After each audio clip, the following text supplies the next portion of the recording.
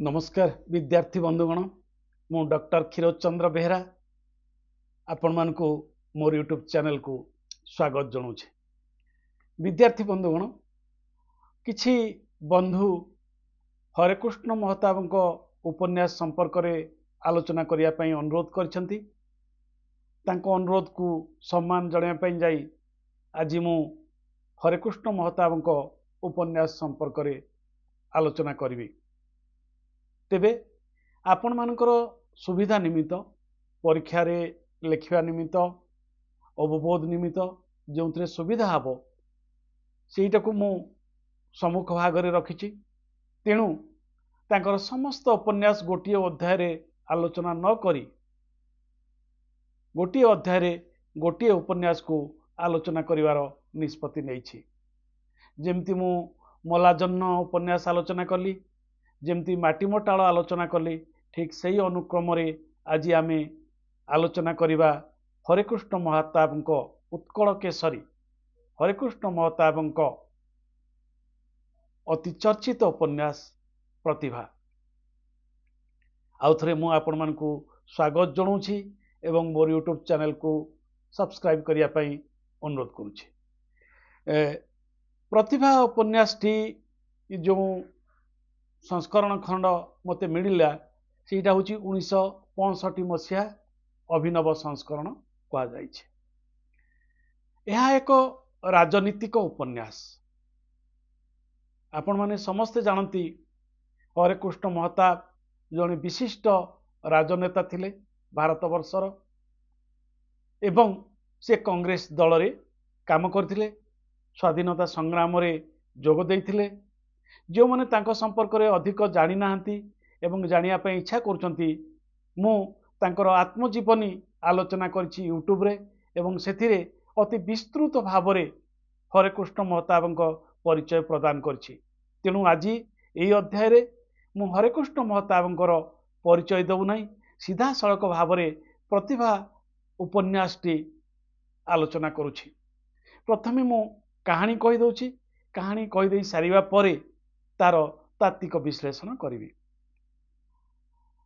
राजनीतिक उपन्यास प्रतिभा भारत वर्षर स्वाधीनता संग्राम पृष्ठभूमि रे रचित होइछि।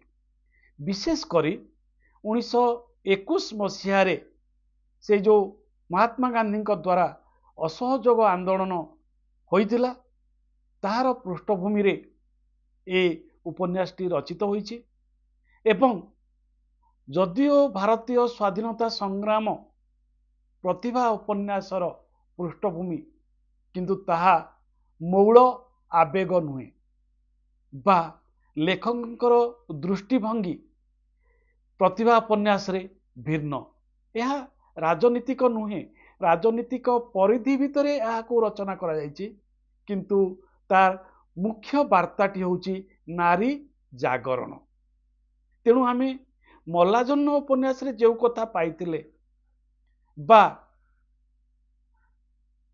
फकीर मोहन को रेवती उपन्यास रे जो कथा पाइतिले तार आउ गोटे पर्याय हेउची प्रतिभा उपन्यास। मने रखंतु रेवती गल्प और मल्लाजन्न उपन्यास जो सामाजिक पृष्ठभूमि थिला सेही सामाजिक पृष्ठभूमि रो आउ गोटे पाद आग को जाइछि प्रतिभा उपन्यास। प्रतिभा उपन्यास रे मु कहली जो कथा 1921 बेलर भारतीय राजनीतिक अवस्था, स्वाधीनता संग्राम और सामाजिक अवस्थार कथा रही। विशेष करी 1921 बेल को ओडिशा रे नारी समाज केउ चलनी रे चलुथिले से कथा एठी उल्लेख करने सहित शिक्षित युवक वर्ग ओडिया युवक माने कौन करुथिले, कौन आदर्श थिला, कौन आभिमुख्य थिला से कथा मध्य एठारे परोक्षरे सूचई दिया है। एठी ए जो उपन्यास ए उपन्यास रे नायक होउचंती दी जण, जणे नवीन आउ जणे महेंद्र। नवीन और महेंद्र परस्पर बंधु। तेबे उपन्यास रे महेंद्र को जणे खलनायक न हेले भी जणे नकारात्मक दृष्टि देखै दिया एवं नवीन को ଜଣେ ଆଦର୍ଶ ଯୁବକ ଭାବରେ ଦେଖାଇ ଦିଆହେଇଛି କହିବି। ତାପରେ ପରବର୍ତ୍ତୀ ପର୍ଯ୍ୟାୟରେ ମୁଁ ଏ ସମ୍ପର୍କରେ ବିଶଦ ଭାବରେ କହିବି। ଏବଂ ନାୟିକା ହେଉଛି ଅପୁଛି। ମନେ ରଖନ୍ତୁ, এই ନାଁଟି ସବୁବେଳେ ମନେ ରଖିବେ, ଅପୁଛି, ଯାହାକୁ ଆମେ ପ୍ରତିଭା ବୋଲି କହୁଛେ। ଅପୁଛି ତାର ମୂଳ ନାଁ। ଏଇଟା ଅନେକ ସମୟରେ ପ୍ରଶ୍ନରେ ଆସିପାରେ। ଅପୁଛି, ଅପୁଛି କାହିଁକି? ଅପୁଛିର ଅର୍ଥ କ'ଣ? ଅପୁଛିର ଅର୍ଥ ହେଉଛି ସେତେବେଳେ ଗ୍ରାମୀଣ ସମାଜରେ 1920 ବେଳକୁ 1900 ବେଳକୁ ଓଡ଼ିଶାର ଗ୍ରାମୀଣ ସମାଜରେ ବିଶେଷ କରି ଉପକୂଳବର୍ତ୍ତୀ ଅଞ୍ଚଳ, ଏଇଟା ଉପକୂଳବର୍ତ୍ତୀ ଅଞ୍ଚଳର କାହାଣୀ। ତେଣୁ ଅନ୍ୟ ଗଡ଼ଜାତ ଅଞ୍ଚଳ, ଅନ୍ୟ ଜିଲ୍ଲା ଓଡ଼ିଶାର ଯେଉଁ ବିସ୍ତୀର୍ଣ୍ଣ ଭାଗ ରହିଛି ସେଥିରେ ଏକଥା ନ ଚଳିଥାଇପାରେ, କିନ୍ତୁ ଏଇଟା ଓଡ଼ିଶାର ଉପକୂଳର ଚଳଣି ହିସାବରେ ଏ ଉପନ୍ୟାସଟି ରଚିତ ହୋଇଛି ଏବଂ ଅପୁଛି ଶବ୍ଦଟି ବ୍ୟବହାର ହୋଇଛି। ଅପୁଛିର ଅର୍ଥ ହେଉଛି ଯେଉଁ ପିତାମାତା ଆର୍ଥିକ ଦାୟରେ ବା ଆର୍ଥିକ ଦୁରାବସ୍ଥା ଥିବା ବେଳେ କୌଣସି ଜ୍ୟୋତିଷକୁ ଆଣି 21 ଦିନ ସନ୍ତାନର 21 ଦିନ ଯଦି ତାର ଜାତକ ଗଣନା ନ କରନ୍ତି ତାକୁ ଅପୁଛି କୁହାଯାଏ। ଏବଂ ସେ ଅପୁଛି ହେଉଛି ଈଶ୍ୱରଙ୍କ ପାଖରେ ତାକୁ ଛାଡ଼ି ଦିଆଯାଏ ବା ଈଶ୍ୱରଙ୍କର ଆଶୀର୍ବାଦରେ ଛାଡ଼ି ଦିଆଯାଏ। ତାର ଆଉ ଗଣନା ସେବେ ହୋଇପାରେ ନାହିଁ। ଜାତକ କୋଷ୍ଠୀ ଦେଖିକି ଯେଉଁ ଗଣନା କରନ୍ତି, ଜ୍ୟୋତିଷ ଯେଉଁ ଆସିକି ଗଣନା କରନ୍ତି। ତେଣୁ ଅପୁଛିର ବାପା ଜଣେ ସାଧାରଣ ଲୋକ ଥିଲେ, ଗୋଟେ ଜମିଦାରୀର ଗୁମାସ୍ତା ଥିଲେ। ତେଣୁ ସେ ଆଉ ବିଶେଷ ଆର୍ଥିକ ଅବସ୍ଥା ନଥିବାରୁ ସେ ଆଉ ଗଣନା କରିପାରିନାହାନ୍ତି ତାଙ୍କର ଜାତକ। ତେଣୁ ତା ନାଁ ଥିଲା ଅପୁଛି। କିନ୍ତୁ ଅପୁଛି ଗାଁ ପ୍ରାଥମିକ ବିଦ୍ୟାଳୟରେ ପାଠ ପଢ଼ୁଥିଲା ଏବଂ ଅତି ପ୍ରତିଭାବାନ ଥିଲା। ସେଇ ଗାଁର 2 ଜଣ ଯୁବକ ହେଉଛନ୍ତି ନବୀନ ଆଉ ମହେନ୍ଦ୍ର। ନବୀନ ହେଉଛି ଜମିଦାର ରାମହରିଙ୍କର ପୁତ୍ର। ମନେ ରଖନ୍ତୁ, ଜମିଦାର ବଂଶରେ ଜନ୍ମ, ଗାଁରେ ରହୁଛି। ସେ ହେଉଛି ନବୀନ ଏବଂ ସିଏ ରାମହରିଙ୍କ ପୁତ୍ର ବା ନବୀନଙ୍କ ବାପାଙ୍କ ନାଁ ହେଉଛି ରାମହରି। ମହେନ୍ଦ୍ର ସେଇ ଗାଁର ଯୁବକ, କିନ୍ତୁ ସେମାନେ କଟକରେ ରହନ୍ତି।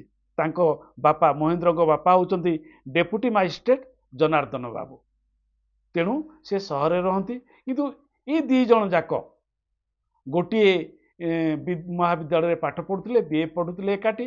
ତେଣୁ 2 ଜଣ ଯାକ ସାଙ୍ଗ।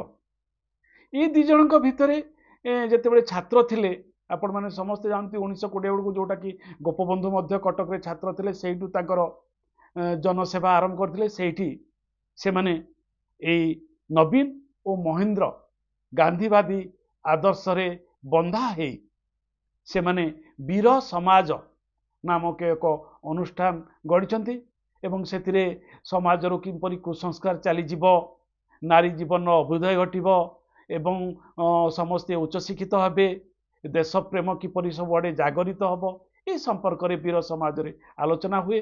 ଯେମିତି ସେତେବେଳେ ବହୁ ଗୁଡ଼ାଏ କଟକରେ ବିଭିନ୍ନ ଶିକ୍ଷାବିଦଙ୍କ ମାନଙ୍କ ଦ୍ୱାରା ବା ବିଭିନ୍ନ ଜନନେତାଙ୍କ ଦ୍ୱାରା ବା ବିଭିନ୍ନ ବୁଦ୍ଧିଜୀବୀଙ୍କ ଦ୍ୱାରା ବିଭିନ୍ନ ଡିବେଟିଂ କ୍ଲବ ସବୁ ହେଉଥିଲା, ବିଭିନ୍ନ ସାଧାରଣ ସଭା ସବୁ ହେଉଥିଲା। ସେଇ ଆଳରେ, ସେଇ ଆଦର୍ଶରେ ଏଠାରେ ବୀର ସମାଜ କଥା କୁହାଯାଉଛି ଏବଂ ବୀର ସମାଜରେ ନବୀନ ଓ ମହେନ୍ଦ୍ର ସକ୍ରିୟ ସଦସ୍ୟ ଥିଲେ। ନବୀନକୁ ଚାହୁଁଥିଲେ ତାଙ୍କ ବାପା ଯେ ପାଠ ପଢ଼ିକି ଓକିଲ ହଉ, ତାହେଲେ ତାଙ୍କର ଜମିଦାରୀର ପ୍ରଭାବ ବଢ଼ିବ। ମହେନ୍ଦ୍ର ବି ଦେଶପ୍ରେମ ଥିଲା। 2 ଜଣଙ୍କ ଭିତରେ ଦେଶପ୍ରେମ। ନବୀନ ତ ସମ୍ପୂର୍ଣ୍ଣ ଭାବରେ ଦେଶପ୍ରେମରେ ଥିଲେ, ବ୍ରତୀ ଥିଲେ। ମହେନ୍ଦ୍ର ବି ଦେଶପ୍ରେମରେ ବ୍ରତୀ ଥିଲେ। ମହେନ୍ଦ୍ର ଏକଦା ଗାଁକୁ ଆସିଛନ୍ତି, ଗାଁର ସ୍କୁଲକୁ ଯାଇଛନ୍ତି। ଗାଁର ସ୍କୁଲରେ ପିଲାମାନେ କିପରି ପଢ଼ୁଛନ୍ତି, କ'ଣ କରୁଛନ୍ତି ସେ କଥା ଦେଖିଛନ୍ତି। ସେଇଠି ସେ ଅପୁଛିକୁ ଭେଟିଛନ୍ତି ଏବଂ ଅପୁଛି ସବୁ ପ୍ରଶ୍ନର ଉତ୍ତର ଦେଉଛି। ଟିକେ ଚଳଚଞ୍ଚଳ ଲାଗୁଛି, ଆକର୍ଷଣୀୟ ଲାଗୁଛି। ତ ମହେନ୍ଦ୍ର ତାଙ୍କର ପ୍ରତି ଟିକେ ଆକର୍ଷଣ ବଢ଼ିଛି ଏବଂ ସେ ଗୋଟେ ବହି ପଢ଼ିବା ପାଇଁ ଦେଉଛନ୍ତି ଏବଂ ସେ ଅପୁଛି ତାକୁ ବହୁତ ଭଲ ଭାବରେ ପଢ଼ୁଛି। ଅପୁଛିର ବ୍ୟବହାର, ମାର୍ଜିତ ସଦାଚାର, ପାଠ ପଢ଼ିବା ଶୈଳୀ ଏସବୁରେ ପ୍ରୀତ ହୋଇ ଶିକ୍ଷକଙ୍କୁ ତାଙ୍କର ଅପୁଛିର ନାଁ ପଚାରିଛନ୍ତି। ଶିକ୍ଷକ ଯେତେବେଳେ କହୁଛନ୍ତି ଯେ ତାର ନାମ ଅପୁଛି, ସେତେବେଳେ ସେ କହୁଛନ୍ତି, ଆରେ ଏତେ ପ୍ରତିଭାର युवतीटे को किशोरीटे को पपुछि कौन डका होची आज तार नाम दिज्व प्रतिभा एवं से हाईस्कल जो स्कूल हाईस्कल कहली प्राइमरी स्कूल जो रजिस्टर अच्छी से दिन सी लिखिदेले प्रतिभा दे एवं से दिन टू अपुछीर नाम है प्रतिभा किए लिखिले ना महेंद्र एवं से तार पाठपढ़ार खुशी ताकू से पुस्तक देले पाठपढ़ार सहयोग कले एवं यहीपरि भाव में गोटे संपर्क सृष्टि है प्रतिभा और महेंद्र भितर परवर्ती पर्याय कटक फेरी जावा परे मध्य महेंद्र बाबू पठाउछंती पुस्तक पत्रिका एवं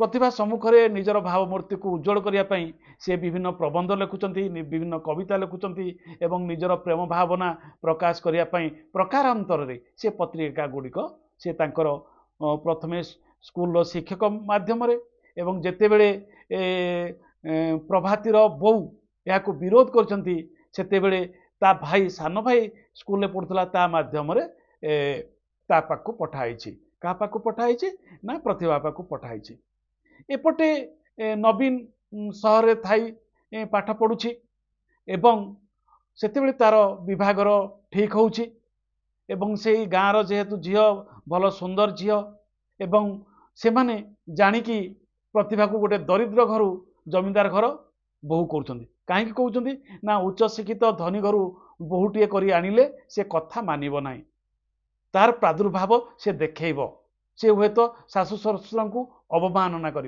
ये चिंतन मन रखु तेणु से मैंने जानी जानी एक शिक्षित युवक गोटे अशिक्षित गाँवली दरिद्र घरर कन्याटीए ठीक करुछंती विवाह करने निमित्त एवं नवीन पाखु से खबर आउसी तार विवाह करने आदौ इच्छा नहीं किंतु बाध्यकतार से नवीन सहित विवाह करुछि एवं नवीन एवं प्रतिभार विवाह होउछि किंतु कौनसी प्रकार दाम्पत्य जीवन हो नहीं नवीन रो गोटे पूर्व मानसिकता रही जाइछि से जानिनी जे प्रतिभा भीतर गोटे प्रतिभा अच्छी से पाठ पढ़ी से समाज विषय सचेतन ये सब कथा नवीन जानी ना नवीन मनरू भावी नहीं गोटे धारणा रही जाइछि जे ये गोटे गाँवली झी अशिक्षिता झी यहाँ नहीं जीवन आग को नहीं हेबनी तेणु दी तीन दिन रहा घर से राति चुपचाप फेरी जाइछि कटक को जोटी स्वराज आश्रम अच्छी जोटी प्रकाश बाबू अच्छा जोटी आगुरी परिचय अच्छी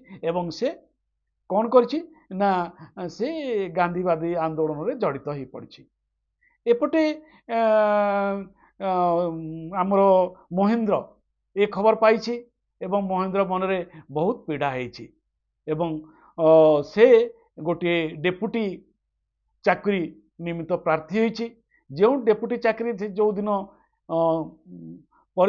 परीक्षा अच्छी इंटरव्यू अच्छी से साक्षात्कार अच्छी से साक्षात परीक्षा को बातिल करने निमित्त इमाने आमर नवीन बाबू प्रकाश बाबू और तांकर स्वेच्छासेवी माने चेष्टा करछंती किंतु सबु चेष्टा सत्वे महेंद्र आसीछि एवं डेपुटी भाव परीक्षा जोग देछि एवं परवर्ती पर्याय से डेपुटी मजिस्ट्रेट होगी जोग देछि किंतु से दिन जो गंडगोल है पुलिस आसला विभिन्न प्रकार है से दोषरे नवीन को गोटे वर्ष जेल हो जाइछि एई जेतेबेले गोटे वर्ष जेल हो जाइछि सेतेबेले ए खबर कागज रे बाहरिछि एवं सेतेबेले को प्रतिभा खबर कागज पढ़ुछि विभिन्न प्रकार आसुछि महेंद्र से सब खबर कागज पठाउथला तापरे प्रकाश बाबू जे स्वराज आश्रमर सेवक जे नवीन घनिष्ठ बंधु मध्य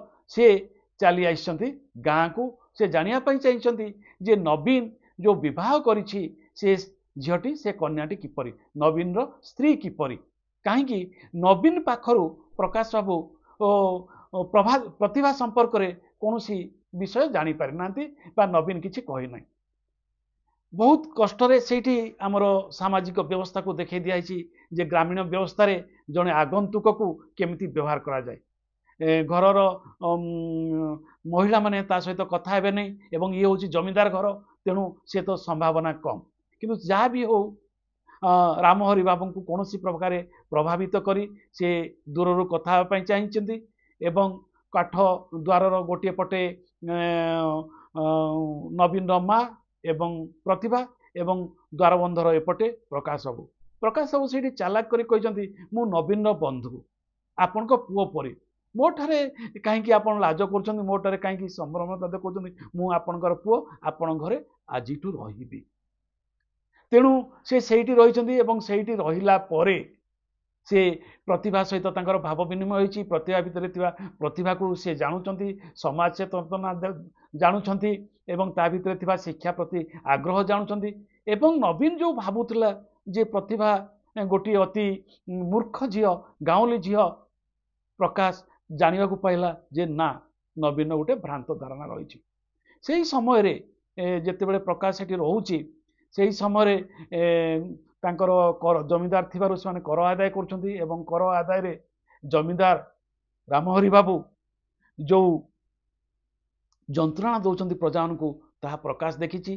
व्यथित होईची एपरिकी माड़ दे दे जन को मारी देइछंती एवं मारिदेला परे पुलिस आइछि पुलिस रे केस होईची एवं पुलिस रे केस हला परे मध्य से किसी हो नहीं रामहरि बाबूर प्रभाव क्षमता द्वारा डाक्तर मिछ रिपोर्ट दूसरी जे सी ना मार्डर मरीना आउ कौन गोटे रोग मरी जाइछंती तेणु यही जो प्रकाश जी स्वाधीनता संग्रामी जी आसला निज आखिरे देखिला जे प्रजा माने किपरि तलितलांत होउछंती एवं सेथिरे हेई घटना रे प्रतिभा मध्य बा तांकर निज बहु मध्य खुशी नुहे तेबे जा हो ए घटना परे प्रजा आंदोलन मुंड टेकिछि से गाँव में सबू प्रजा माने विरोध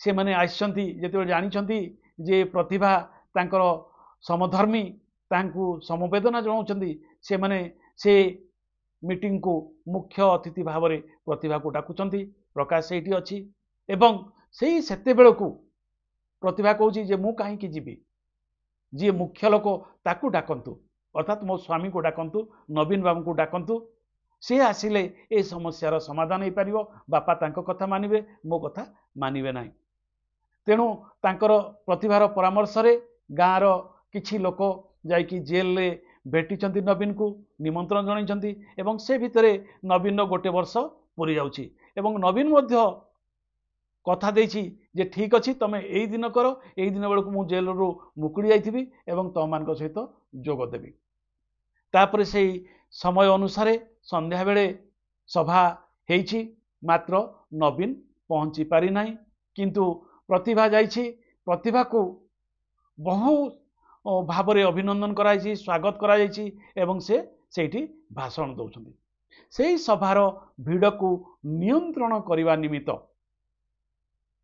महेंद्र आसीछि डेप्यूटी मजिस्ट्रेट ही पुलिस फोर्स नहीं सेठी उभयंकर भेट होउछि प्रतिभा और महेंद्र किंतु महेंद्र जेतेबेले प्रतिभा को देखिछि प्रतिभा जेतेबेले महेंद्र को देखिछि प्रतिभा मनरे महेंद्र प्रति एक वितृष्ण भाव जागृत होइछि एवं लोकमानकर जो क्षोभ लोकमानक प्रति निज ससुरंकर जो अत्याचार से संवेदनशील होई से लोकमानक सहयोग करछि एवं आंदोलन सफल होउछि एवं जेतेबेले आंदोलन सफल होउछि जेतेबेले वक्तृता दउछंती सेतेबेले नवीन पहुंचीछि नवीन देखिछि प्रतिभार प्रकृत रूप तेणु ता मन परिवर्तन हो जाइछि एवं एठी उपन्यासटी शेष होउछि मन परिवर्तन हो जिवार नवीन उपन्यासटी शेष होउछि एई पृष्ठभूमि रे उपन्यासटी ए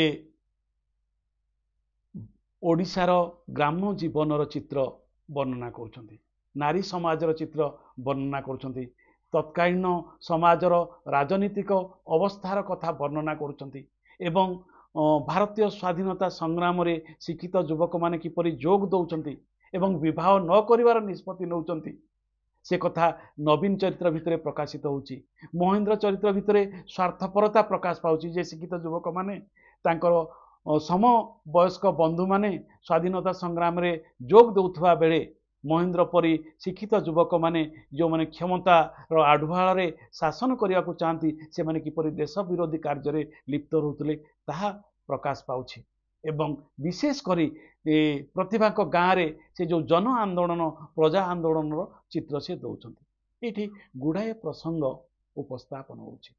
आपण माने जदि मोर पूर्व भिडियोटी देखिए हरेकृष्ण महताबंकर से किपरि प्रजा आंदोलन सहित घनिष्ठ भाव में जड़ित थे।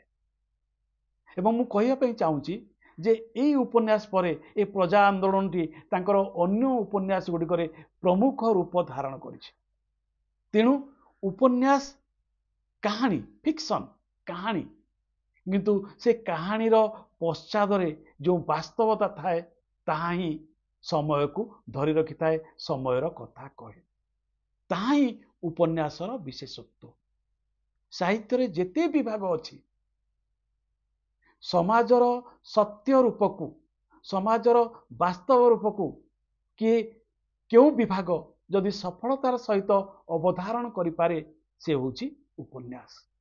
तेणु यही राजनीतिक उपन्यास रे हरेकृष्ण महताब से समयर नारी मानकर व्यथा वेदना विशेष करी प्रतिभार शाशुंक भितरे शाशु साधारण महिला थिले किंतु तांको भितरे जो प्रगतिशीलता थिला से प्रगतिशीलता प्रतिभा को प्रेरणा प्रदान करछि।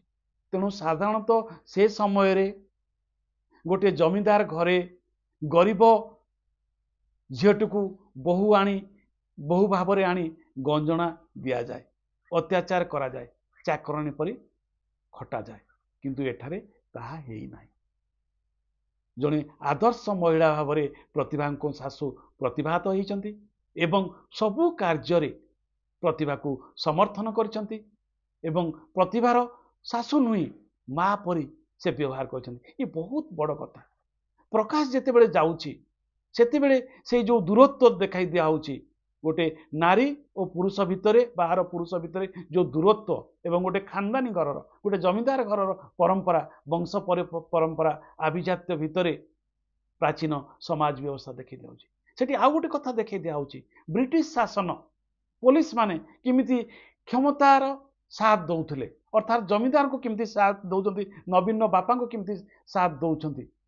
नवीन बापा कर आदाय बाहाना जड़े प्रजा को मारी मारी से निजे मारू नांती तांकर गुमास्ता मारुची मारी मारी मार देइचंती किंतु तांकर कोनोसी क्षति हेई नाही।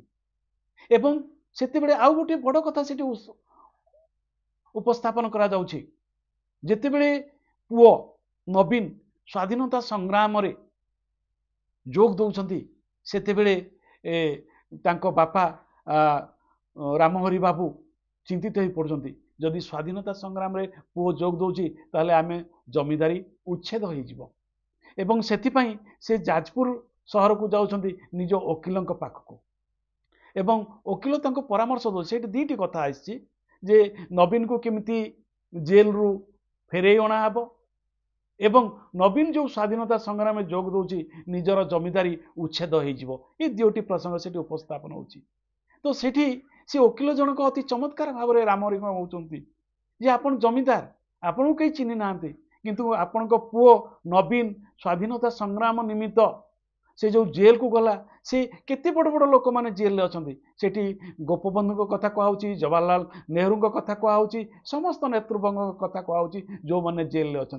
तेणु वर्तमान से तो भारतर अति चर्चित व्यक्तित्व नवीन ताकू कहीं आप जेल रु मुकड़ाई चेष्टा करेंगे तापर से रामहरि कहते जे सी जदि स्वाधीनता संग्राम में जोग देव ताले आमर धन संपत्ति चलीज इंग्रेज सरकार आम धन संपत्ति जमींदार को बाज्याप्त करदे से कहते ना से नियम परिवर्तन हो जाइए आपण सी स्वाधीनता संग्राम में जोग देले हेले आपणकर जमींदारी बाज्याप्त हब नहीं। तापर रामहरि बाबू गाँ को फेरी आइसंती एवं तांकर जो आक्रोश थिला निज पुत्र प्रति नवीन प्रति जे मो कथा न मानी वकिलाती न पढ़ी स्वाधीनता संग्राम में जोग देला सेतेबेळु से टिके क्षांत हो जाइछन्ती किंतु तांकर प्रजा मारण नीति शेष पर्यंत अब्याहत रही एवं ताहा ही से जो रामहरि बाबूंकर अत्याचार ही उपन्यासर मूल भित्ति होइछि संग्राम को देखाइया पई प्रजा आंदोलन को देखाइया पई। तेणु गोटे पटे प्रजा आंदोलन गोटे पटे नारी शिक्षा अन्य पटे स्वाधीनता संग्राम एवं उच्च शिक्षित ओडिया युवक मानकर भविष्यत गोटे पटे डेपुटी महेंद्र आ गोटे पटे स्वाधीनता संग्रामी नवीन और प्रकाश ये समस्त भितर स्वाधीनता संग्राम चित्र एवं ओडिया जनजीवन चित्र ओडिया शिक्षित युवक मानकर भावना और आदर्श एवं प्रतिभा संपन्न रमणी मानकर भविष्यत एवं प्रतिभार सासु गोटे आदर्श ओडिया रमणी भावना प्रकाश करिथाए से संपर्क रे अति मार्मिक भाव हरिकृष्ण महताब तांको प्रतिभा उपन्यास रे लिखि जाइछन्ति जहा जुग जुग को एक दलील होई रही ओडिया नवजागरण नारी जागरण स्वाधीन संग्राम समस्त विशद कहानी वास्तव कहानी अंकित होईछि प्रतिभा उपन्यास रे। बंधुगण आज एतिकी प्रतिभा उपन्यास आलोचना केमिति लागिला दयाकरी जनइबे परवर्ती पर्याय आपण मानक सहित हरिकृष्ण महताब अन्य एक उपन्यास को नहीं आलोचना करी आज रोची नमस्कार और धन्यवाद।